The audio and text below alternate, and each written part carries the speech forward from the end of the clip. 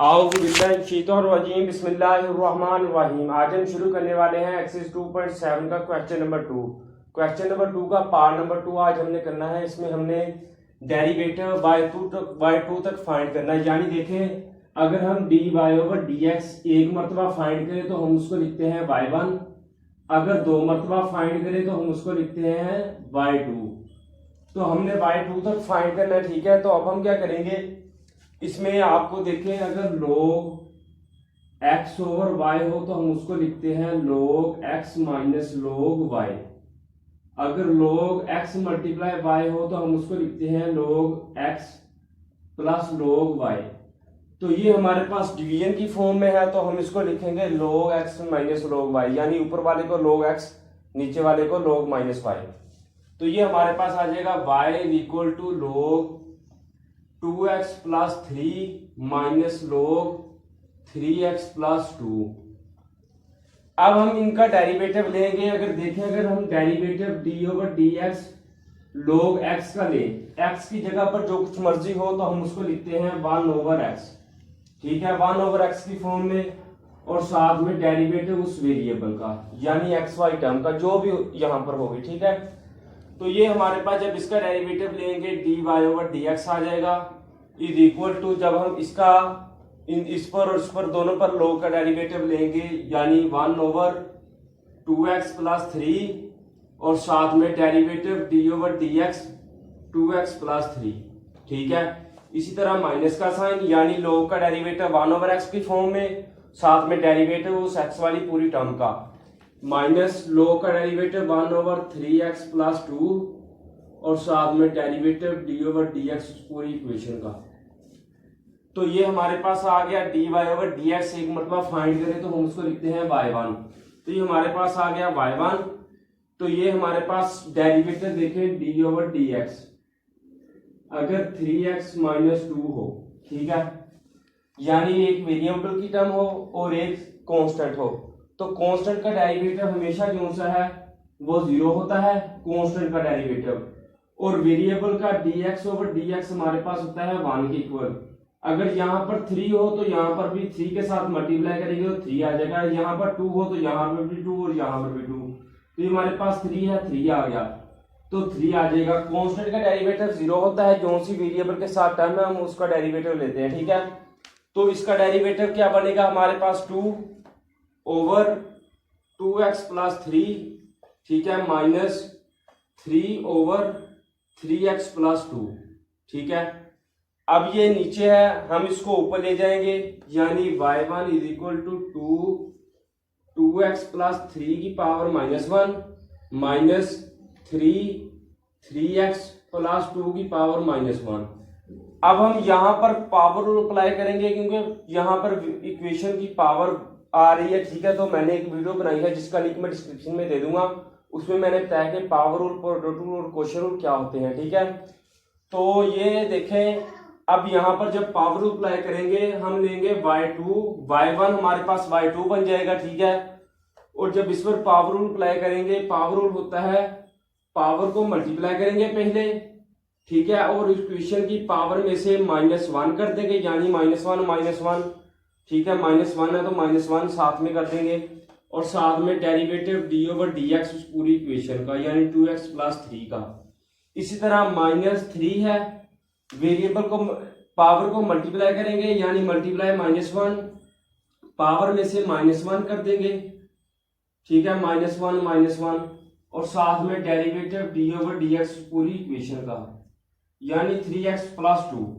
तो यहां पर अब हमने पावर रूल अप्लाई किया, ठीक है। तो ये हमारे पास आ गया -2x प्लस 3 की पावर -2, क्योंकि -1 -2 आ गए, और कांस्टेंट का डेरिवेटिव 0 होता है, यानी 3 का डेरिवेटिव 0, dx/dx हमारे पास 1 के इक्वल होता है, 2 1 2 आ जाएगा।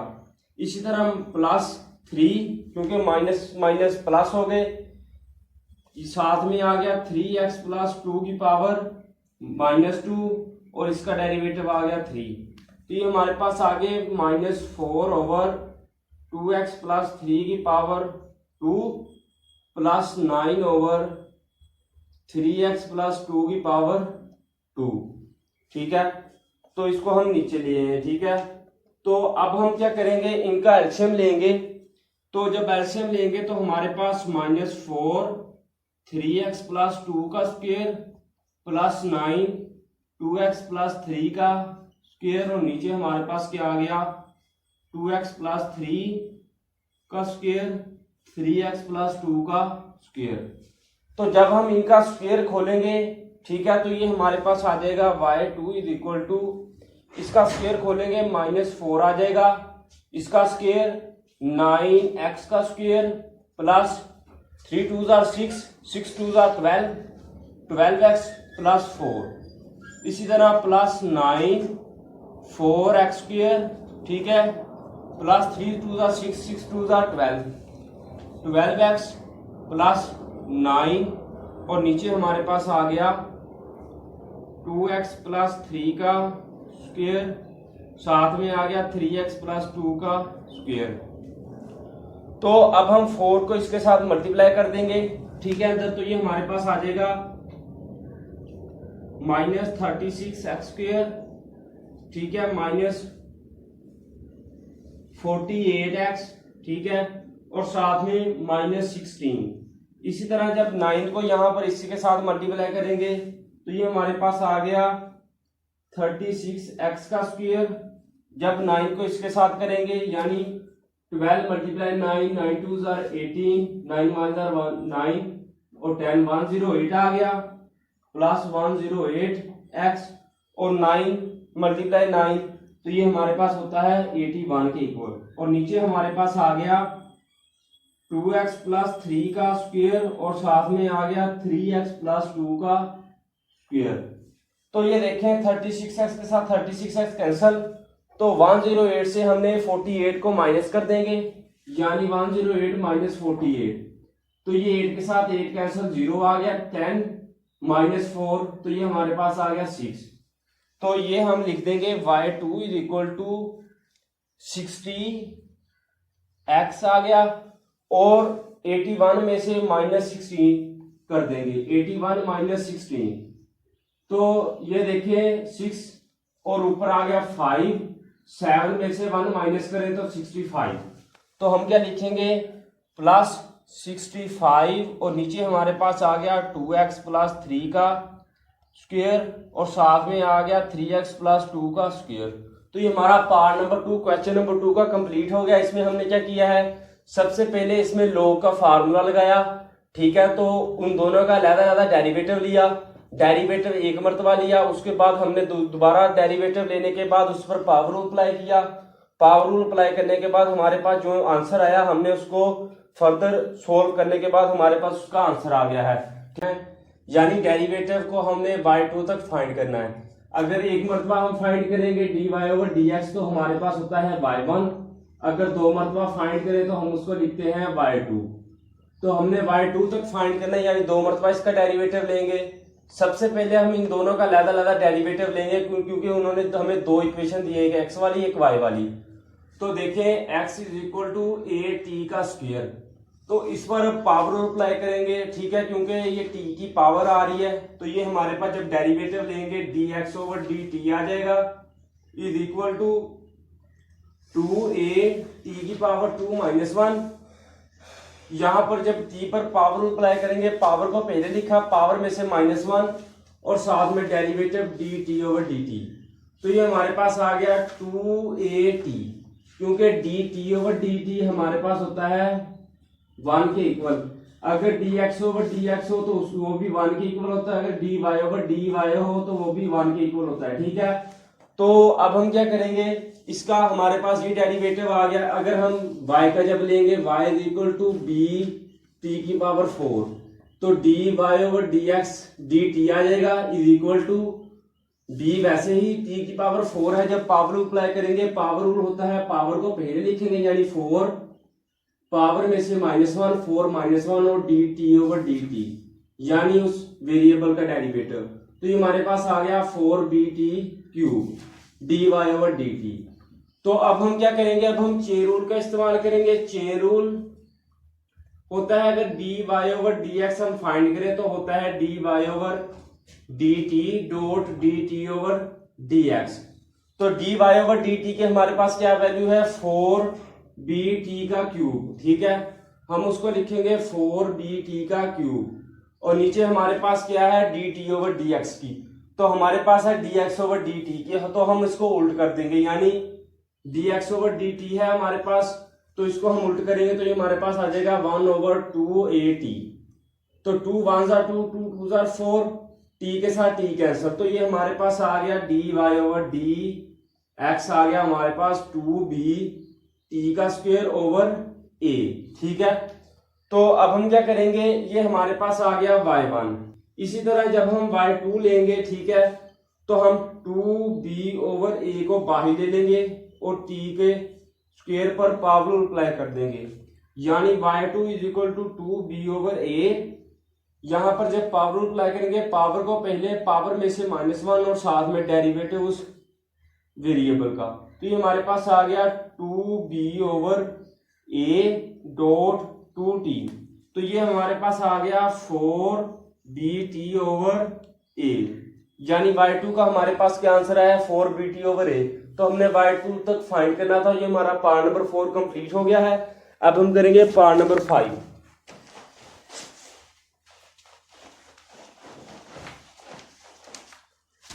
पार्ट नंबर 5 उसने हमें क्या दिया है,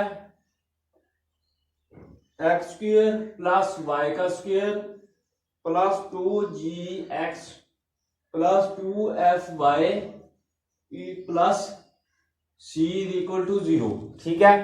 तो इसमें अब हम क्या करेंगे, हम इसमें लहदा डेरिवेटिव लेंगे, यहाँ पर पावर अप्लाई होगा दोनों पर, क्योंकि x के ऊपर भी स्क्वायर है, y के ऊपर भी, तो जब हम एक मरतबा डेरिवेटिव लेंगे तो ये हमारे पास आएगा, पावर को पहले लिखेंगे, जब वेरिएबल मतलब कि एक्स स्क्वायर वाले पर पावर अप्लाई करेंगे, पावर को पहले पावर में से -1 साथ में डेरिवेटिव उस वेरिएबल का, प्लस इसी तरह जब y को स्क्वायर पर करेंगे, पावर को पहले पावर में से -1 साथ में डेरिवेटिव उस वेरिएबल का, डेरिवेटिव होता है d ओवर डी एक्स, ठीक है, अगर y हो तो y लिख देते हैं, अगर x हो तो हम x लिख देते हैं, ठीक है।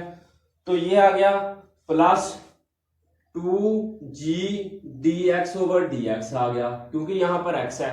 इसी तरह 2f है, 2f साथ में dy ओवर dx आ गया, प्लस 0 इज इक्वल टू 0, क्योंकि c का जो सा डेरिवेटिव होता है वो 0 के इक्वल आता है, ठीक है। तो ये आ गया हमारे पास, तो dx ओवर dx हमारे पास होता है 1 के इक्वल, ठीक है। तो जब 1 के इक्वल आ गया तो हम क्या लिखेंगे, 2x आ गया plus 2y dy over dx, इसी तरह जब इसका आएगा प्लस 2g, इसका आएगा 2f dy over dx is equal to 0। तो इन दोनों का हम दूसरी तरफ ले जाएंगे, तो ये 2y dy over dx plus 2f dy over dx is equal to -2x -2g। तो dy ओवर dx इसमें से कॉमन ले लेंगे, तो ये हमारे पास आ गया dy ओवर dx, जब कॉमन लेंगे 2y plus 2f is equal to -2x -2g। तो ये इधर मल्टीप्लाई हो रही है, दूसरी तरफ जाकर ये डिवाइड हो जाएगी, तो dy ओवर dx हमारे पास आ जाएगा -2 को हम कॉमन ले लेते हैं, तो ये हमारे पास आ गया x प्लस g, और नीचे हमारे पास आ गया 2y प्लस f, ठीक है। 2 के साथ 2 कैंसल, तो ये हमारे पास y1 फाइंड हो गया, y1 हमारे पास आया -x प्लस g, और नीचे आ गया y प्लस f, ठीक है। तो अब हम क्या करेंगे, जब y2 इसका फाइंड करेंगे तो अब यहाँ पर क्वेश्चन रूल अप्लाई होगा, ठीक है। तो मैंने एक वीडियो बनाई है जिसका लिंक मैं डिस्क्रिप्शन में दे दूंगा, उसमें मैंने बताया कि power rule, product rule, question rule क्या होते हैं। तो ये हम जब करेंगे तो ये हमारे पास आ गया y2 आएगा, माइनस को बाहर रहने देंगे और यहाँ पर क्वेश्चन रूल अप्लाई करेंगे। क्वेश्चन रूल होता है नीचे वाले का स्क्वायर, नीचे वाला ऊपर वैसे ही, y प्लस f वैसे ही ऊपर, साथ में डेरिवेटिव ऊपर वाले का यानी x प्लस g का, माइनस का साइन ऊपर वाला वैसे ही, और साथ में डेरिवेटिव नीचे वाले का y प्लस f। तो ये हमारे पास आ जाएगा -y प्लस f, ठीक है। डेरिवेटिव g का 0 होता है, dx ओवर dx 1 के इक्वल आता है। इसी तरह -x प्लस g और साथ में आ गया dy ओवर dx, क्योंकि y का dy ओवर dx बन गया, f का डेरिवेटिव 0 होता है। नीचे हमारे पास क्या डिवाइड हो रहा है, y प्लस एक्स का f का स्क्वायर। तो dy ओवर dx की हमारे पास क्या वैल्यू है, वो हमारे पास है x प्लस जी ओवर y प्लस f, तो वो हम इसमें पुट कर देंगे, यानी माइनस को बाहर रहने देंगे। ये हमारे पास आ गया y, ये हमारे पास आ जाएगा, माइनस को बाहर रहने देंगे y प्लस f, ठीक है, और माइनस का साइन x प्लस जी, और ये माइनस है, ठीक है। dy ओवर dx की हमारे पास वैल्यू क्या है, माइनस x प्लस जी ओवर y प्लस एक्स। तो ये माइनस को जब मल्टीप्लाई करेंगे, माइनस इसके साथ माइनस इसके साथ होगा, तो ये प्लस हो जाएगा, ठीक है, और साथ में मल्टीप्लाई माइनस एक्स प्लस जी ओवर y प्लस एफ, और नीचे हमारे पास है y प्लस एक्स का f का स्क्वायर, y2 दूसरी तरफ, y2 हमारे पास आ गया। जब हम इसका एलसीएम लेंगे तो हमारे पास आ जाएगा y प्लस एफ का स्क्वायर प्लस, ठीक है, माइनस को हम इसके साथ जब मल्टीप्लाई करेंगे माइनस आ गया, ठीक है, और ये हमारे पास आ गया x प्लस जी का स्क्वायर, और नीचे हमारे पास आ गया y प्लस एफ का क्यूब। तो ये हमारा पार्ट, तो ये देखें हमारे पास आ गया ये। अब हम इन दोनों का स्क्वायर खोल देंगे, ठीक है, तो ये हमारे पास माइनस बाहर y का square plus 2g plus 2y f plus f का स्क्वायर माइनस, ठीक है, तो जब माइनस कॉमन लिया यहाँ पर आ गया plus x square plus 2gx plus g का स्क्वायर, और नीचे हमारे पास आ गया y प्लस f का स्क्वायर क्यूब, ठीक है। तो देखें अब हम जब इसको माइनस इसी तरह X square plus Y square plus 2yf plus 2gx plus g का स्क्वायर प्लस f का स्क्वायर, नीचे हमारे पास क्या है y प्लस f का क्यूब। तो ये पूरी टर्म जो सी इतनी है हमारे पास, वो हमारे पास ये है, ठीक है, X square plus Y square plus 2gx plus 2fy plus c। तो c को हम दूसरी तरफ जब ले जाएंगे तो ये पूरी इक्वेशन माइनस सी के इक्वल आ जाएगी, तो माइनस सी हम यहाँ पर पुट कर देंगे, माइनस सी प्लस जी का स्क्वायर प्लस एफ का स्क्वायर, नीचे हमारे पास क्या है y प्लस एफ का क्यूब। जब माइनस को अंदर मल्टीप्लाई करेंगे तो हमारे पास आ जाएगा प्लस सी माइनस जी का स्क्वायर माइनस एफ का स्क्वायर, और नीचे हमारे पास आ गया y प्लस एफ का क्यूब। तो ये हमारा पार्ट नंबर 5 कंप्लीट हो गया है। अगर आपको वीडियो अच्छी लगे तो इसको लाइक करें, मेरे चैनल को सब्सक्राइब करें। अगर आपको किसी चीज की समझ ना आई हो तो कमेंट सेक्शन में बता देंगे। अल्लाह हाफिज़।